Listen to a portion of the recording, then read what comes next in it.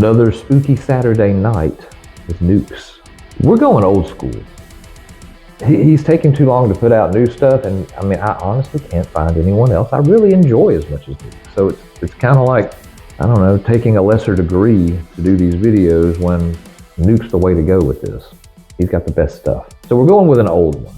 Unsolved Mysteries Caught on Tape. I don't believe I've seen this one before, but it sounds interesting, and again, his content is such high quality that when we sat down to find something to do for our spooky Saturday night, we wanted Nuke, so we got Nuke. So if you've seen this Nuke, I apologize in advance. You will get to see us react to it. But we're gonna see what unsolved mysteries that Nuke caught on tape.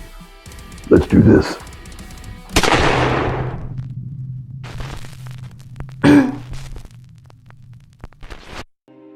The top 5 mysterious unsolved cases. Jackie Sutton. In late October 2015, seasoned British journalist Jackie Sutton arrived at a Turkish airport to catch her connecting flight to Iraq, where she'd been working with the free speech organization IWPR. Hours later, she was found dead in an airport restroom. Oh. Reportedly, Jackie Sutton had committed suicide, hanging herself using one of her own shoelaces. Now here's where things get even stranger. Earlier reports by the Turkish media stated that Jackie Sutton had become very upset after missing her flight to Iraq because she couldn't afford to purchase a new ticket. However, later reports revealed that Sutton could have easily paid for a new ticket. She was found carrying over 2,000 euros and 2 credit cards.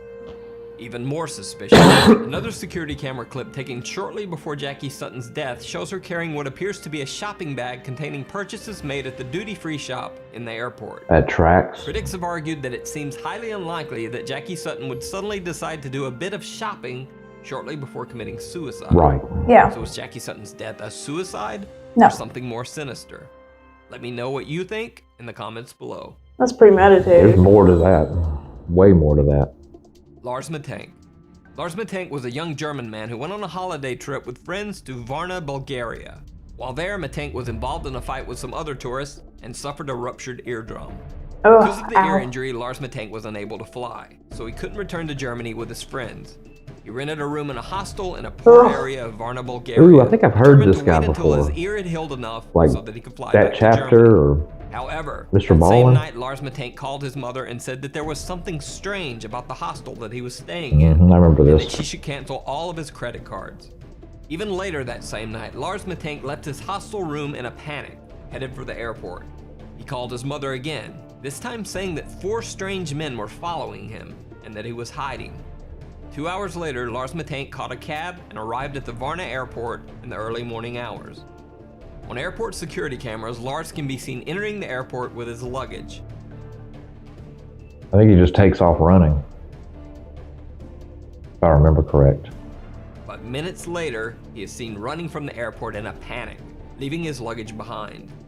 Eyewitnesses say that Lars Matank ran to a barbed wire fence that surrounds the airport, climbed over the fence, and then disappeared into some nearby woods. To this day, Lars Matank has never been found. His family asked that anyone with any info as to his current location contact them via their website or Facebook page. Yeah, I've definitely heard about that story before. That's crazy. Brian Schaefer. One of the strangest disappearances on record is that of Brian Schaefer, an Ohio State medical student. On March 31st, 2006, Brian Schaefer decided to go out for a night on the town with some of his college friends. They met at the Ugly Tuna Saloona, an upstairs bar at Ohio State's South Campus. Brian can be seen arriving at the bar with his 2 friends. They're smiling and laughing as they exit the escalator to the 2nd floor bar. Around 10 p.m., Brian called his longtime girlfriend, with whom he had planned a spring break getaway to Miami a few days later. Brian told her that he loved her and would see her soon. Brian's girlfriend said that the call was nothing out of the ordinary. Later, Brian Schaefer is seen again on security camera near the escalators, talking to 2 girls. He seems to say goodbye and then heads back into the bar. Brian Schaefer was never seen again. Security cameras covering the only exits of the Ugly Tuna Saloona bar do not show Brian Schaefer ever leaving. The only possible other exit would have been through an area of the bar that was under heavy construction at the time and closed off to the public. However, even if Schaefer had left through the construction area, there are multiple other security cameras in the bar's vicinity. None of these cameras picked up footage of Brian Schaefer ever leaving the bar. It's almost as if Brian Schaefer disappeared into thin air in the middle of a crowded bar. Maybe he got trapped behind something that was so big they haven't Alan moved. Gill. On the evening of February I've seen 23, that before. 2014, Alan Gill took a strange Mr. trip through Baldwin's Cornwall, story. England. Captured by surveillance cameras, Gill spent his evening wandering the streets of several different cities for hours. He was seen in Wadebridge, then traveled by bus to Truro, then on to Newquay, then back to Perranporth. No one knows why Alan Gill took this strange trip or what he was doing wandering the streets of 4 different cities all night.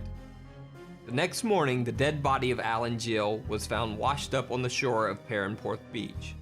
Gill was naked except for 1 sock and 1 shoe. But the story gets even stranger. Alan Gill's other sock was found wadded up inside his mouth, wrapped in the cord of a pair of earbud-type headphones. Near his body was a black jacket containing a wallet with 95 British pounds, but his bank cards, credit cards, and ID were missing. However, the wallet contained a single bizarre picture: Alan Gill as a child. Even stranger, the jacket the wallet was found in was not the one that Alan Gill had been wearing on the night of his death. So maybe it wasn't Alan his. Gill's death was thought to just be a very strange suicide. However, an autopsy revealed multiple unexplained injuries to Alan Gill's right hand, chest, and head. Police ruled the death as suspicious. The case still remains unsolved, and no one knows exactly what happened to Alan Gill. He was murdered, obviously. Yeah. The Jamison family. One of the most bizarre disappearances in recent history is that of the Jamison family of Eufaula, Oklahoma. Pastor Gary Brandon claims that the Jamisons told him that their home was haunted by angry spirits. I think I've heard this one Jamison too. said that This they one had does made sound contact familiar with the already. spirits of a dead family in their house, and that their 6-year-old daughter Madison often talked to the ghost family's child. Oh, that's what you Jamison want. said that 2 of the ghosts were called Emily and Michael, and that one of the apparitions had wings like an angel.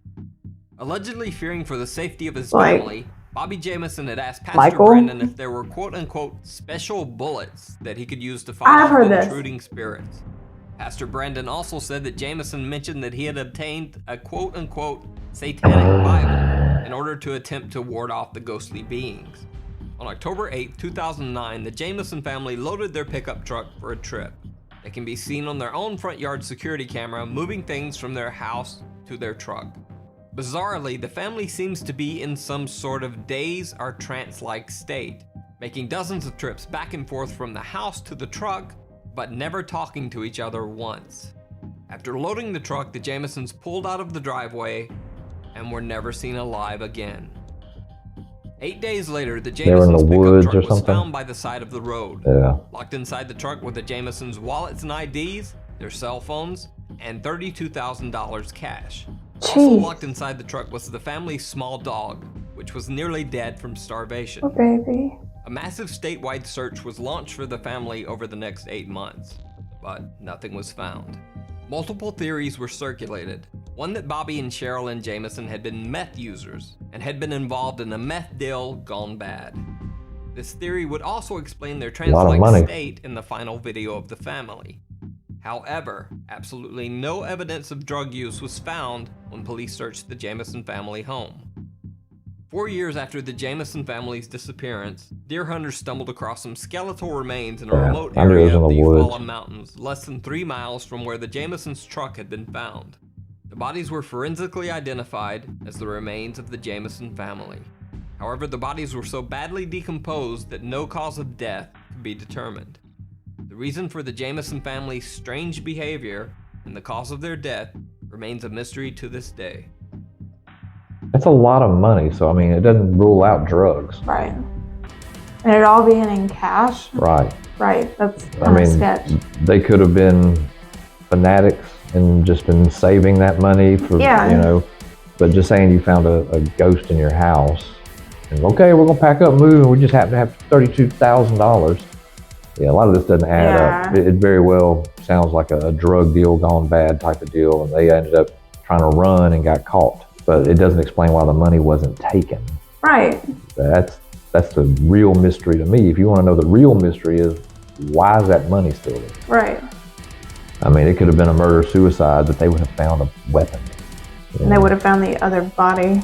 Well, they would have just found at least a slug or a shell casing. Anything. So it sounds like murder, so why wouldn't they take the money? So that's a tough one. That was a different Nukes. Much different than I'm used to from Nuke. And I hadn't seen it. I've just heard, two of those stories I'd heard before, but that was because of Mr. Baldwin or that chapter. They tend to cover a lot of stories. Different, wasn't spooky, just kind of unnerving. Yeah. But reality is always, to me, a little more unnerving than ghost stuff. Right. So watching real life stuff, you're just like, oh yeah, life's messed up. Yeah. There's some crazy stuff going on out there. Get in the comments. Let us know. I mean, Spooky Saturday night, and we didn't do a ghost video. Have you got any ideas of stuff to do on Saturday nights that involves the word spooky but doesn't have to be ghostly? Somewhat like this. Get in the comments. Get in our Discord. Get in our Discord. Let us know. Let us know what you'd like for us to check out. Find us something out there that we can both enjoy with a person whose voice is just not mind-numbingly bad. Yes. Like, share, Subscribe. do the thing. Do the thing. And until the next time, guys, as always, come at me, bro.